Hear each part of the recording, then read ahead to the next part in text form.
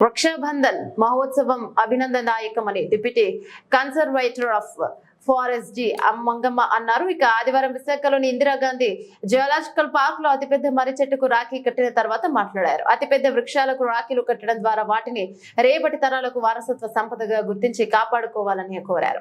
అలా ప్రతి ఒక్కరు చైతన్యపరచడానికి తాము గ్రీన్ క్లైమేట్ టీమ్ ఎన్జిఓతో కలిసి వృక్షాబంధన్ దినోత్సవాన్ని నిర్వహించామన్నారు. కార్యక్రమంలో గ్రీన్ క్లైమేట్ టీమ్ ఎన్జిఓ వ్యవస్థాపక కార్యదర్శి జేవి రత్నం మాట్లాడుతూ 2008 సంవత్సరం నుండి విశాఖపట్నంలో 100 సంవత్సరాల పైబడిన చెట్లకు రాఖీ కట్టడం మొదలు పెట్టామన్నారు. ఈ ఏడాది దేశవ్యాప్తంగా విద్యా సంస్థలకు విస్తృతంగా ప్రచారం నిర్వహించామన్నారు.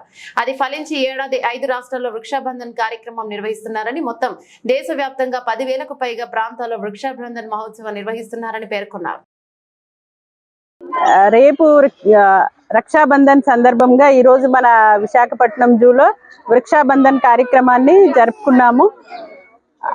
ఆడపిల్లలకి అన్నదమ్ములు ఎలా అయితే రక్షగా ఉంటారని ప్రతి సంవత్సరం ఈ రక్ష కట్టి రక్షాబంధన్ పండుగని జరుపుకుంటారో, అలాగే మనకంతా ప్రాణవాయువునిస్తూ అన్ని రకాల సదుపాయాలు like food, weather, climate correct గా ఉండడం కోసం ఆక్సిజన్, ఇవన్నీ కూడా మనం బ్రతకడానికి అవసరమైన అన్ని రకాల సేవల్ని మనం చెట్ల నుంచి పొందుతున్నాం. కాబట్టి ఈరోజు వృక్షాబంధన్ కార్యక్రమాన్ని మన జూలో జరుపుకుంటున్నాము. ప్రతి వృక్షానికి ఒక రాఖీ కట్టి వృక్షాబంధన్ కార్యక్రమాన్ని జరుపుకుంటూ అది మనకి ఏ విధంగా, చెట్లు మనకి ఏ విధంగా ఉపయోగపడుతున్నాయి కృతజ్ఞతగా మనం చేసే ఈ కార్యక్రమానికి అందరూ సహకరించి చెట్ల యొక్క ఉపయోగాలను తెలుసుకొని ప్రతి ఒక్కరూ ఒక చెట్టు నాటే విధంగా ప్లాన్ చేసుకుంటే మంచిది.